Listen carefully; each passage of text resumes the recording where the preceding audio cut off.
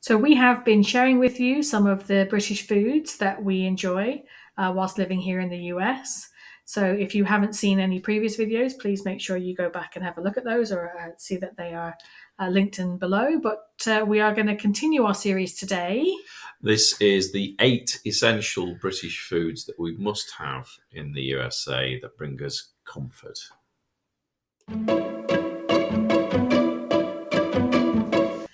In this category, we're going to talk about, I guess, sauces and things like that. Yeah. Sauces, SAUCES, sauce. I don't know. Some people can't understand me, so I say. Anyway, so in the UK, there are certain sauces that I just haven't found an equivalent of. Yeah, I mean, here in the south, they do a gravy. Yes. But it's not the gravy that we're... sausage gravy. Yeah, we're not... It's not the gravy we're familiar with. We are more a dark coloured gravy. It originally came from the juice of a meat. Yeah, so I know there's a brown gravy over here, but if we just preface this by saying one of the sort of big meals in families in the UK is a Sunday roast, isn't it? Yeah. So every Sunday, in our experience, we'll say every Sunday, your mum would get in a joint, or your dad would get in a joint, and that would be either beef, a bit of beef, a bit of or actual chicken, maybe a leg of lamb, a side of ham, something like that. Then we tend to save our turkeys for Christmas. Easter or Christmas or something like that.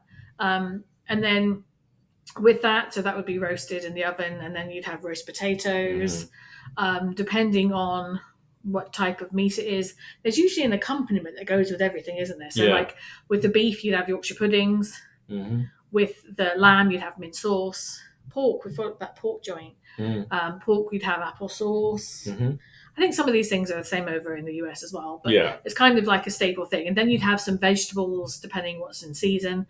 But the point is that everything then is smothered in gravy. Gravy is kind of the thing that holds the whole meal together. Yes, the food glue. The food glue. It's not gluey, but anyway. So, well, it depends who makes it. This is a brown gravy, which I have seen over here, but it's a lot runnier over here, like in KFC and stuff. You know how they have gravy on top of the mashed potatoes? Yes. But it's not quite the same consistency. And there is one big brand that kind of stands out. There are others available, but there's one big brand that stands out, and we have managed to find it over here, and that is Bisto. So, go on. These are gravy granules. Yes. So these are made by spoonfuls going into a container and then adding boiling water and stirring it up to make a nice thick unctuous gravy. But the original Bisto powder is... Which we also have.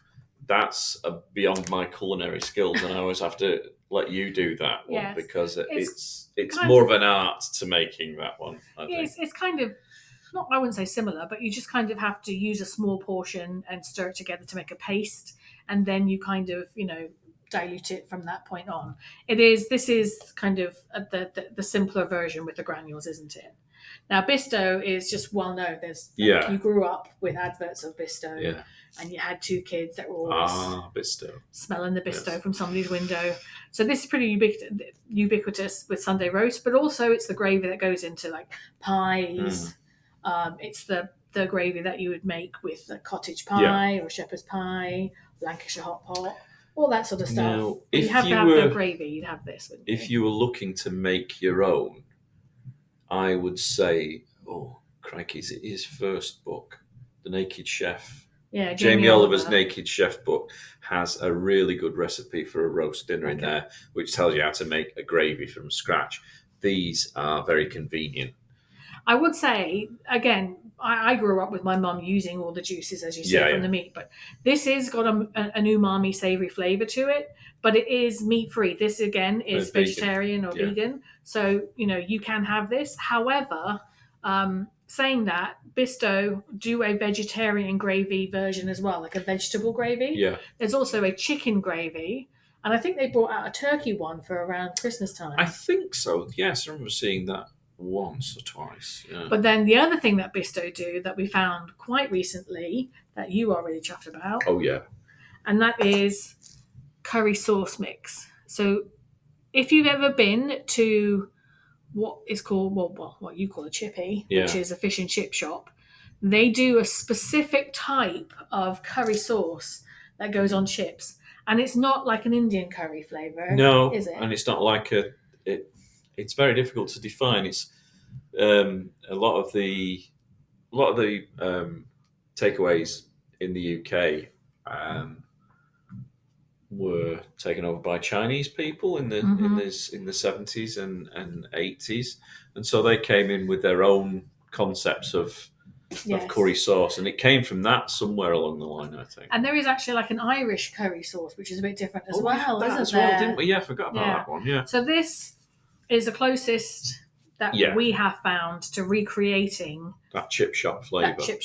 With chips. Again, it's a granule thing that you just add or water fries, to. as they would call them. Yeah, but it's the big chunky chips. You need chips. Because it's a nice thick one, and you need a nice thick chip to really soak it all up. Yep. Of course, speaking of gravy, chips and gravy, something yes, that I was introduced to later on in my life, because I grew up in the south of England where we didn't really have a lot of chips and gravy in our chip shops, but it's pretty standard. Yes, I think with pies and steamed puddings and gravy, it's pretty much began as a northern thing. I don't know if it's been taken on down south. But again, that's a different flavour of gravy than the one that you can make with Bisto. I haven't been able to recreate that. You really just have to get that from a chip shop. Yeah. And then speaking of curries, I'll let you talk about this one. Well, initially when we first came here to the part of North Carolina where we live, we had no idea where to find our curry fix from. Or should I say my curry fix from? So we did Indian curry. Yeah.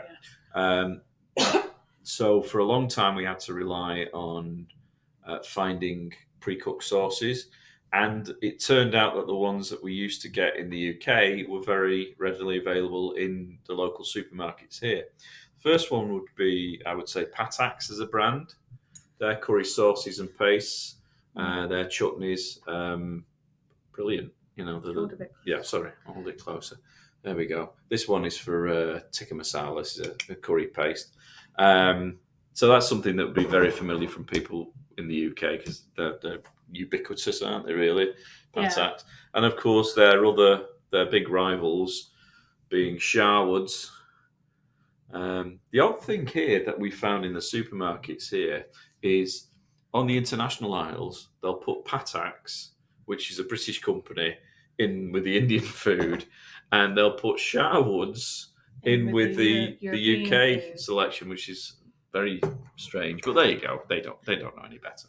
And those are two, like the curry paste, the Patak's one that he showed you. That's a paste where you can make up your own curry. Yeah. So you would have to add, your ingredients and then something like a tin of tomatoes, tomato paste. So we use that when we do like big batches of curry. But then the other one was a sauce where if you just had it's a simmering sauce, really. You just throw it in and you can eat it straight away. So they come in different flavors and varieties. That was a jalfrezi. I know. Again, maybe another video because there are many different varieties of Indian curries, but we struggle to find an actual takeaway. We have found one now. We were looking in the wrong place, I think. Yes. Because we live in a university town. It was only really when I was at college. Yeah, I was at college, and there just happened to be one across the road from the college that I went to. As he told me, he just followed the Asian students, and they found it. They knew where to get their food, But please let us know in the comments, because we are always trying to find like a really good curry. We had some really dodgy ones, didn't we, when we first moved in? Yes. And it completely turned us off, and so that's why we started to make our own. But it is really nice to get a really nice curry, isn't it? And of course, it's one of the first things we have when we get back to the UK is look for a good takeaway. Yeah. So we mentioned some chippy stalwarts to go with your fish and chips. The malt vinegar, the gravy. One of the things we did not mention, which a particular favourite of mine, would be mushy peas. And I will say this is pretty much a still mostly a northern I would English say so. thing, isn't it? Yes. Yeah. So this happens to be, again, other brands are available, but yes, mushy peas. Go on. Yeah. So a staple in most traditional fish and chip shops. Recently, we visited New York City on a holiday break, and I dragged you to an Irish pub because we were promised mushy peas with their fish and chips. And that Monster Munch. And Monster Munch as well, which sealed the deal for you. So yeah, it's something I particularly miss, and I always like. Just to explain, obviously, fish chips and mushy peas.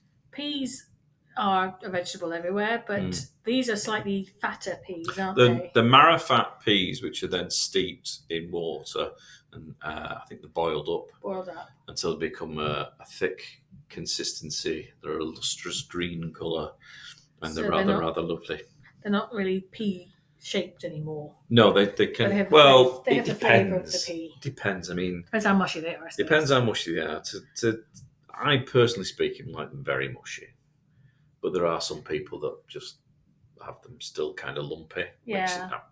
And I think my particular there was a bit of a thing. It's sort of in either the 90s or early I think in the 90s, where they would crush peas, like a crushed pea thing. You know, like avocado toast is a thing. Yes. This was a big thing at the time, wasn't it? Like but those were like the little petit pois little peas. Yeah. But they're not the same as mushy peas. They were just like literally crushed. Yeah.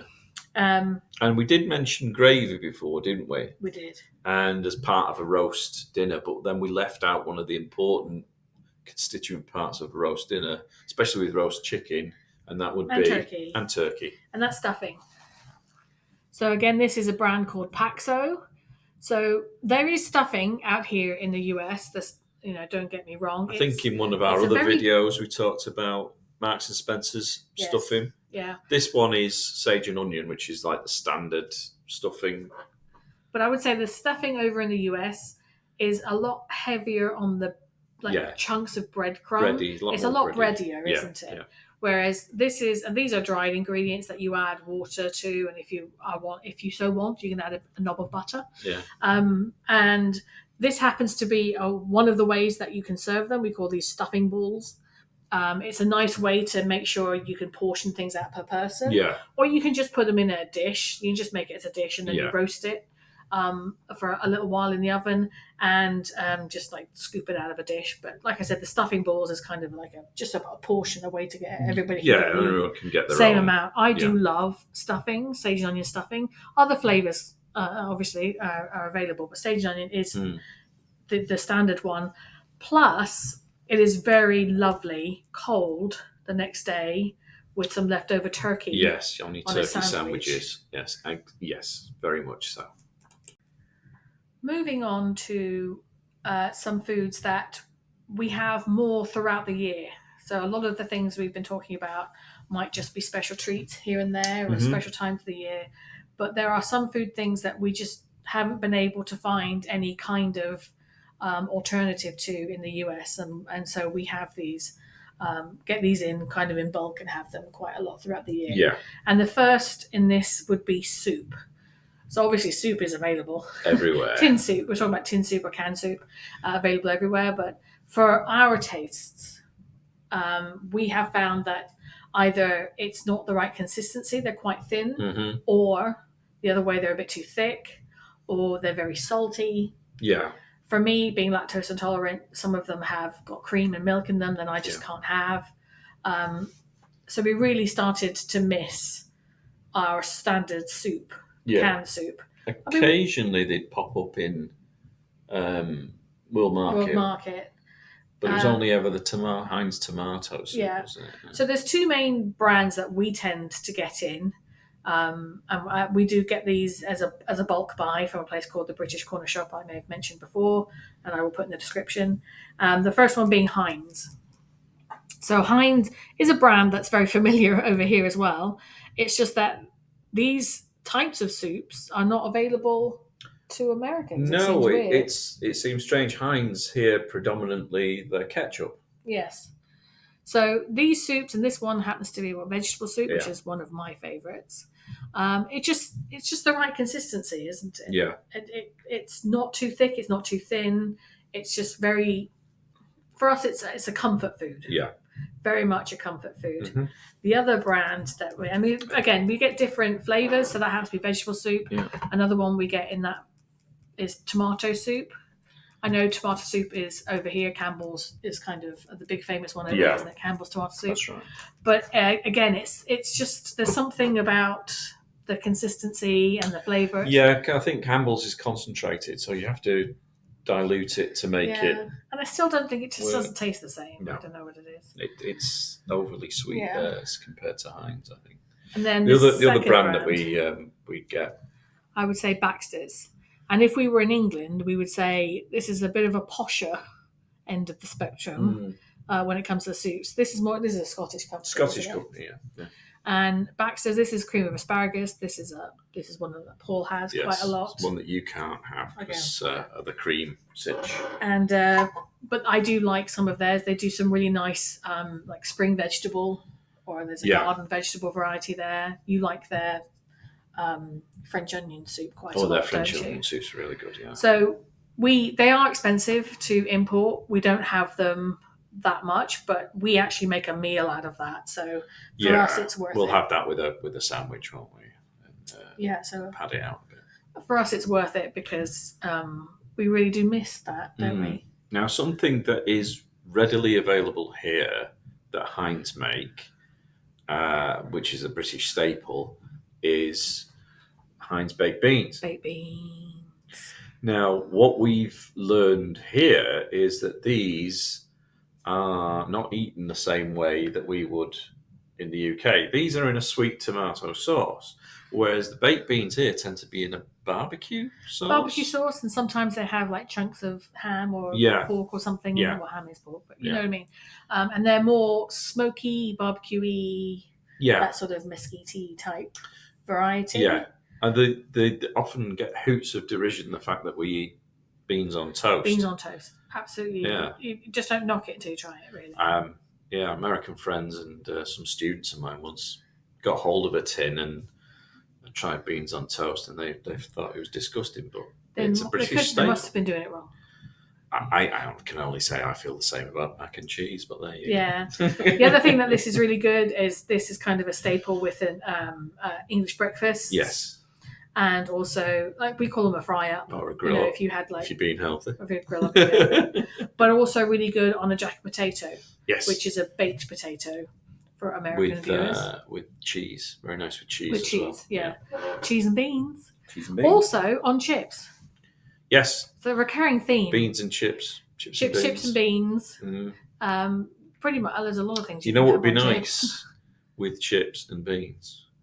HP sauce. A bit of HP sauce, exactly. Yes, very, very complimentary. So they can be like a meal on their own, but they're mostly a side. Aren't they? Yeah. But beans, I would say we get beans, and we have beans like at least once a week, don't we? I think so. Yes. Yeah. So definitely staple. Thanks for watching our video on the 8 essential British foods that we must have in the USA that bring us comfort. If you like this video, please make sure you give us a thumbs up. And definitely subscribe, as this is an ongoing series and we have plenty more to talk about. Mm-hmm. Also, please share your comments. As we said, these are our essentials. These are our foods that we have more often than not, at least probably on a weekly basis. Are we alone? Have you tried beans on toast? Right, well, I think that's it for now. We're off for another cup of tea and a cheeky biscuit. So take care. Bye for now. Bye.